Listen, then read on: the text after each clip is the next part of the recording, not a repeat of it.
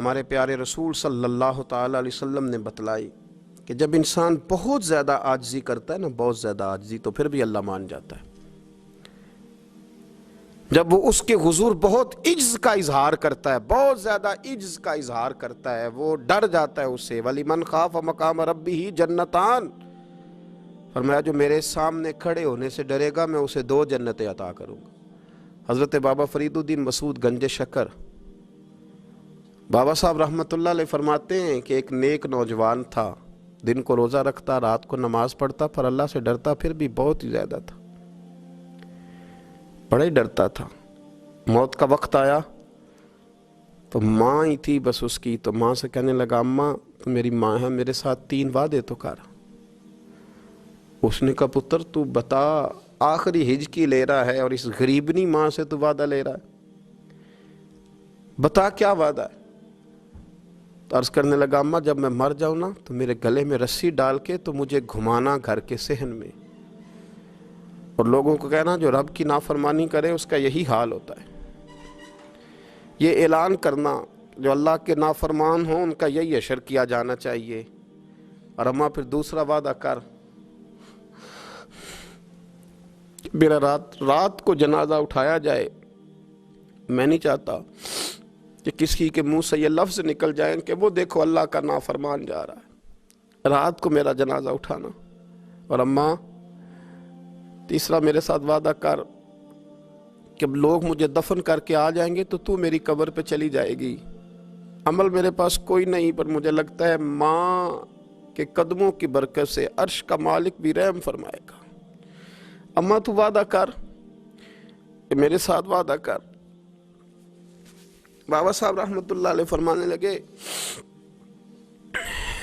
کہ بوڑھی ماں نے وعدہ کر لیا، کہا بیٹے ٹھیک ہے، اگر تیری یہی ضد ہے تو میں تیار ہوں۔ پھر اس نے کلمہ شہادت پڑھا، اس نوجوان کی روح پرواز کر گئی، بوڑھی ماں نے رسی منگائی تو وَلِمَنْ خَافَ مَقَامَ رَبِّهِ جَنَّتَانِ، جو ڈر جائے، اس نے تو کہا تھا نا کہ رسی ڈال کے گھمانا اور کہنا یہ اللہ کا نافرمان ہے، اس کا یہی اشر ہونا چاہیے تھا۔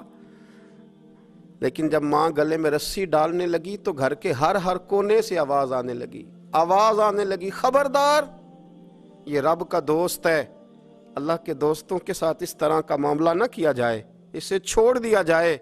اور کہا تمہیں کچھ بھی اور کرنے کی ضرورت نہیں ہے، یہ تو رب کا دوست ہے اور رب کی بارگاہ میں حاضر ہو گیا۔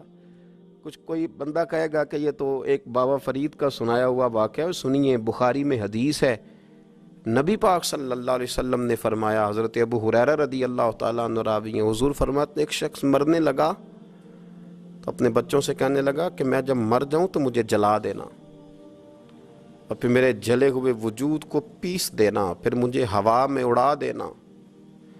پتر مجھے اڑا دینا، مجھے بڑا ڈر لگتا ہے، اگر رب نے مجھ سے حساب پوچھا تو میں قابل نہیں ہوں، اڑا دینا مجھے ہواؤں میں۔ اگر اس نے مجھ سے عذاب لیا تو حساب لیا تو بڑا سخت حساب لے گا۔ حضور فرماتے ہیں، بخاری میں موجود ہے، اس کے بچوں نے اسی طرح کیا، اس کے مرنے کے بعد اسے جلایا، ہوا میں اڑا دیا۔ اللہ کے محبوب فرماتے ہیں رب کریم نے حکم دیا زمین کو کہ اس کے ذرات کو جمع کرو، زمین نے ذرے جمع کیے، خدا نے حکم دیا تو اس کا وجود پھر سے اسی شکل میں آیا۔ تو رب کریم نے فرمایا یہ جو تو نے وصیت کی تو کیوں کی؟ اللہ جانتا ہے کہ نہیں جانتا؟ یہ کی تو کیوں کی؟ تو رو پڑا، کہنے لگا اللہ میرے اندر تو طاقت نہیں تھی تیرے سامنے کھڑا ہو کے حساب دے سکوں، تجھے منانے کے لیے تیرے خوف سے ڈر گیا، میں ڈر گیا۔ اگرچہ ہمارے بزرگوں نے لکھا ہے کہ آج یہ وصیت کرنا، اس رنگ میں یہ طرز اختیار کرنا درست نہیں، لیکن آپ غور فرمائیے کہ نبی پاک علیہ السلام فرماتے ہیں جب اس نے کہا نا اللہ تجھ سے ڈر کے یہ کیا، تو رب کریم نے فرمایا جا پھر میں نے تیری مغفرت کر دی، کیونکہ اللہ کو پتا تھا یہ دل سے بات کر رہا ہے۔ ایک چوتھی بات میرے رسول پاک علیہ السلام نے فرمایا کہ جب رب نہ مانے تو پھر وہ کمزوروں کے صدقے مان جاتا ہے، پھر وہ ضعیفوں کے صدقے مان جاتا ہے۔ فرمایا اللہ تم سے بارشیں روکنا چاہتا ہے پر تمہارے ضعیفوں، کمزوروں، غریبوں کے صدقے، مجبوروں کے صدقے وہ تم پر بارشیں برساتا ہے۔